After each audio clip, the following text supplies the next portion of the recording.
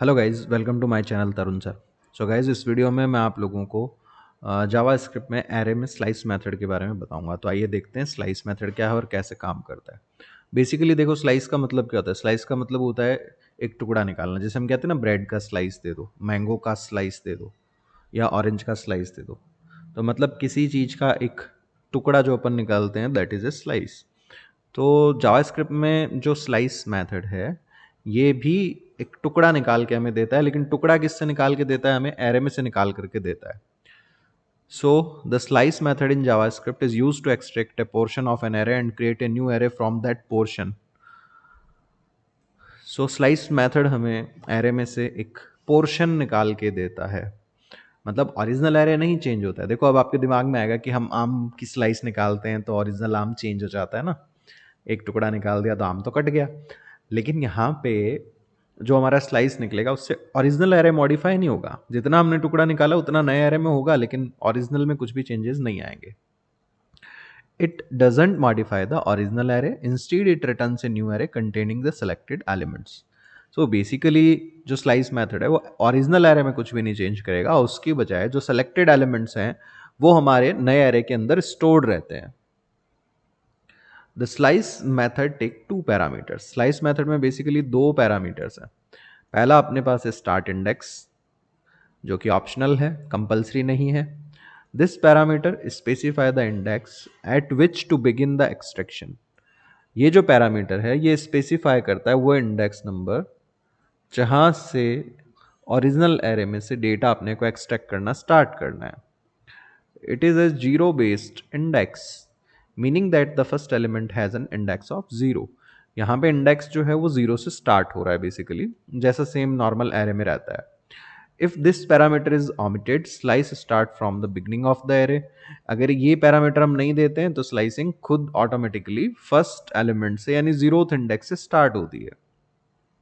If the start index is negative, it count from the end of the array.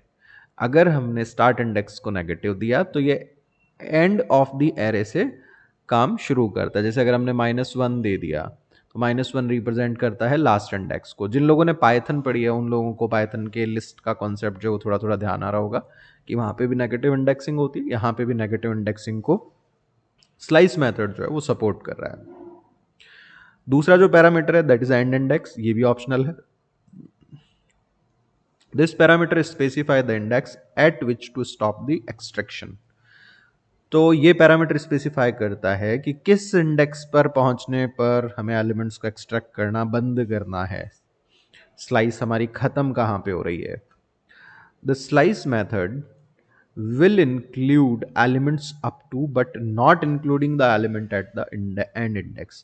तो जो slice method हमारा extract करेगा elements को, उसमें एंड इंडेक्स इंक्लूड नहीं होता है। एंड से एक पहले तक के डेटा को ये फैच करता है। If this parameter is omitted, slice extract until the end of the array. अगर ये पैरामीटर हमने नहीं दिया तो एंड ऑफ द एरे तक ये एक्सट्रैक्ट करता है। If the end index is negative, it count from the end of the array. Of course अगर हमने एंड इंडेक्स को भी नेगेटिव दिया है तो ये एरे के पीछे से काउंटिंग को स्टार्ट कर रहा होता है। तो बेसिक सिंटैक्स ये हो जाता है array dot slice start index comma and index, जहां पे स्टार्ट और एंड दोनों ही ऑप्शनल है, कंपलसरी नहीं है। जैसे हमने एक एरे बनाया const colours red green blue yellow purple. Okay, ये कलर्स है हमारे पास। एंड हमने यहाँ पे एक्सट्रैक्ट किया एलिमेंट्स को 1,4 देके, मतलब 1 हमारा स्टार्टिंग इंडेक्स हो गया और 4 हमारा एंडिंग इंडेक्स हो गया, यानी 4 से पहले तक एक्सट्रैक्ट करना होगा। तो इसमें कैसा काम होगा, लेट्स सी, अभी आपको दिखाता हूं मैं। तो इसमें जो काम होने जा रहा है दैट इज 1,4 दिया है तो 1 तो स्टार्ट हो गया। कहां से एक्सट्रैक्ट करना स्टार्ट करेगा? ग्रीन से। ठीक है, तो एरे में इंडेक्स कैसे थे? ये 0 था, ये 1 था, ये 2 था, ये 3 था, ये 4 था, राइट। तो 4 वाला एक्सक्लूसिव हो गया, यानी उसको एक्सक्लूड करेगा, 4 से पहले तक एक्सट्रैक्ट करेगा। तो जो नया एरे बन के आएगा उसमें क्या होगा हमारे पास? Green blue and yellow, green blue and yellow. तो ये क्या रिटर्न करेगा? एक एरे बना के देगा जो कि स्लाइस्ड कलर्स वाले एरे रेफरेंस में स्टोर हो जाएगा। यानी कि अपन स्लाइस्ड कलर्स को अगर प्रिंट कराएंगे तो ये एरे के फॉर्म में हमारे पास ग्रीन ब्लू येलो वैल्यूज जो है वो प्रिंट हो जाएंगी बेसिकली। ठीक है, तो कंसोल डॉट लॉग कर रहे हैं, ये एलिमेंट्स जो है वो हमारे प्रिंट हो जाएंगे। लेट्स सी, आइए इसको यूज करके देखते हैं। सो हम लोग चलते हैं और ये मैं एनोटेशन हटा देता हूँ स्क्रीन पे से जो मैंने ड्रॉ करी थी अलग से। जेएस फोल्डर पे गए, न्यू फाइल चूज किया। सबसे पहले हम सेव कर देते हैं इसको, स्लाइस मेथड इन js.html। ये जो एग्जाम्पल फाइल्स हैं ये आप लोग डाउनलोड कर सकते हो मेरी गिटहब प्रोफाइल से। लिंक जो है वो इस वीडियो के डिस्क्रिप्शन में मैंने डाल रखा है। सो लेट्स सी, हमने किया स्क्रिप्ट एंड सबसे पहले हमने एक हमारा एरे बना दिया कलर्स नाम से। इसमें हमने वैल्यूज डाल दी, रेड, ग्रीन, ब्लू, पिंक,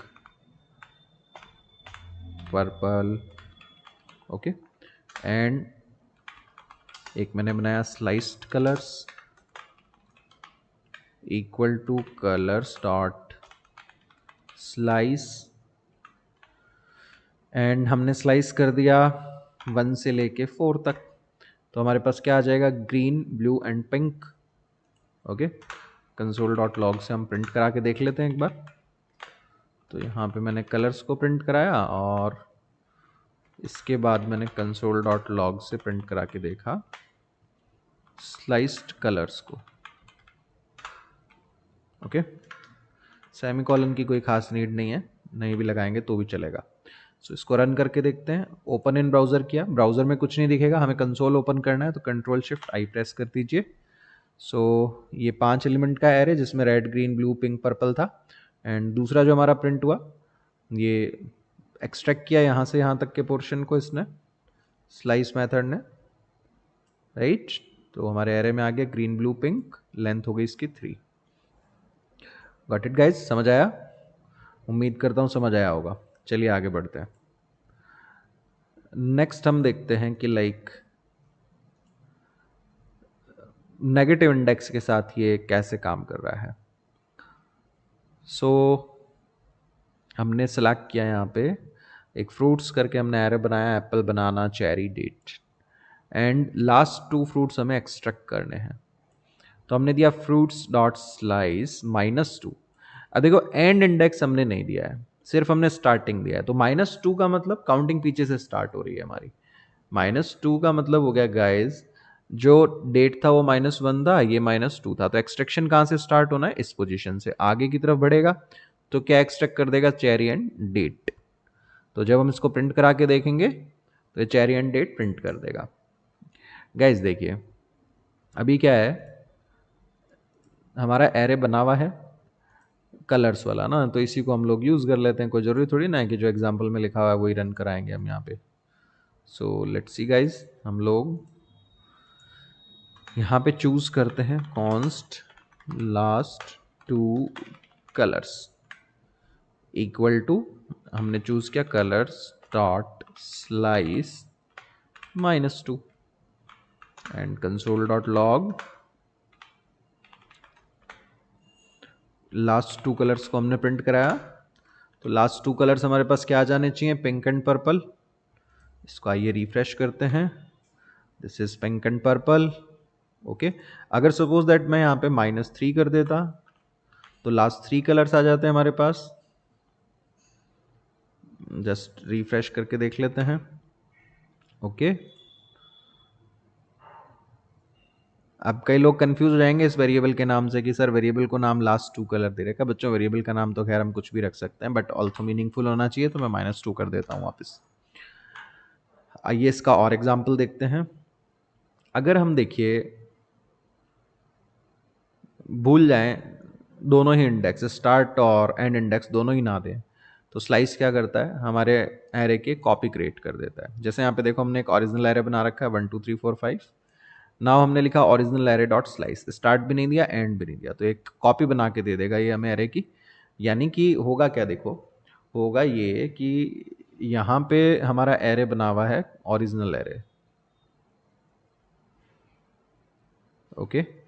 और ये इस एरे को डिनोट कर रहा है जिसके अंदर 1 2 3 4 5 ये वैल्यूज है। नाउ हमने जैसे ही ओरिजिनल एरे डॉट स्लाइस किया, एक नया एरे बनेगा मेमोरी में। स्टार्ट एंड कुछ भी नहीं दिया है, तो स्टार्ट बाय डिफॉल्ट 0 होगा और एंड जो है वो बाय डिफॉल्ट जो भी लेंथ है एरे की वो होगा। तो हमारे पास ये नया एरे बन के आ जाएगा और एक इसमें स्टोर हो जाएगा कॉपीड एरे के अंदर। तो अभी जब हम इनको कंपेयर करके देख रहे हैं तो ये हमें क्या देगा, फॉल्स देगा, क्योंकि ये दोनों सेपरेट एरेज हैं, सेम ऑब्जेक्ट्स नहीं है। लेट्स डू इट गाइज, करके देखते हैं ये। तो ये जो मैंने लिखा है ये हटाता हूँ, पहले मैं क्लियर कर दिया इसको। नाउ सबलाइम टेक्स्ट में चलते हैं हम लोग, और यहाँ पे हम क्या करते हैं, मैंने बनाया कॉपीड एरे इक्वल टू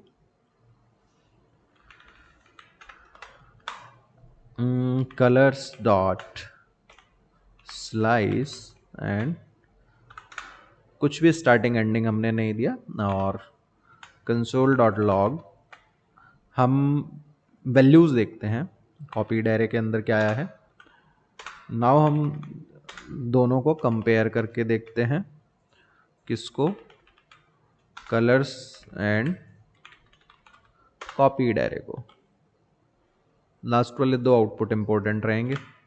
देखो वैल्यूज तो सेम आ रही है, red green blue pink purple, लेकिन ये दोनों ऑब्जेक्ट्स मेमोरी में अलग अलग क्रिएट हुए हुए हैं, मतलब इनकी रेफरेंस वैल्यू जो है वो अलग अलग है।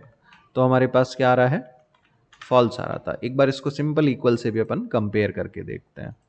तो गाइज जब हमने सिंपल इक्वल से भी कंपेयर किया तो यहाँ पे भी अभी ये रेफरेंस को ही कंपेयर कर रहा है। दोनों ऑब्जेक्ट्स, दोनों एरे ऑब्जेक्ट्स अलग अलग मेमोरी को डिनोट कर रहे हैं। तो चाहे हम आइडेंटिटी से कंपेयर कर रहे हैं या हम इक्वल से कंपेयर करके दे रहे हैं, तो ये हमें क्या दे रहा है, फॉल्स दे रहा है। अच्छा एक एग्जांपल और देख लेते हैं। हम लोग क्या करते हैं, दोनों इंडेक्सेस नेगेटिव में लेके देखते हैं। जैसे मैंने क्या करा, मैंने कहा const some elements equal to colours dot slice. बच्चों यहाँ पे दे दिया मैंने -4 -2। तो -4 -2 का मतलब क्या हुआ बच्चों, देखो -4 का मतलब पीछे से चौथा, यानी ये -1 था, ये -2 था, ये -3 था, ये -4 था, यानी यहाँ से स्टार्ट किया ग्रीन से, कहाँ तक गया, -2 से पहले तक। तो अभी क्या पिक करके दे देगा ये अपने को, ग्रीन और ब्लू। तो जब मैं सम एलिमेंट्स को प्रिंट कराऊंगा तो ये ग्रीन और ब्लू प्रिंट करना चाहिए। ठीक है, लेट्स सी, देखते हैं। console.log some elements and just हम रिफ्रेश करते हैं हमारे पेज को, ग्रीन एंड ब्लू बिल्कुल जैसा एक्सपेक्टेड था वैसा ही आ रहा है। तो दोस्तों ये था हमारे पास स्लाइस मैथड जावास्क्रिप्ट में। उम्मीद करता हूँ आप लोगों को समझ आया होगा। कोई भी डाउट रह जाता है तो इस वीडियो पर कमेंट कीजिए, मैं आपके डाउट को दूर करने की कोशिश करूंगा। गाइस अगर आपको मेरे वीडियोस अच्छे लग रहे हैं, आप इससे जावास्क्रिप्ट सीख पा रहे हैं, तो मैं आपसे रिक्वेस्ट करूंगा मेरे चैनल को सब्सक्राइब करें, ज्वाइन करें। सुपर थैंक्स वीडियोस पे अवेलेबल है, आप मुझे सुपर थैंक्स भी दे सकते हैं। एंड अपने जूनियर्स के साथ इन वीडियोस को जरूर शेयर करें ताकि वो लोग भी प्रोग्रामिंग अच्छे से सीख सकें। Thanks for watching this video guys, thanks a lot.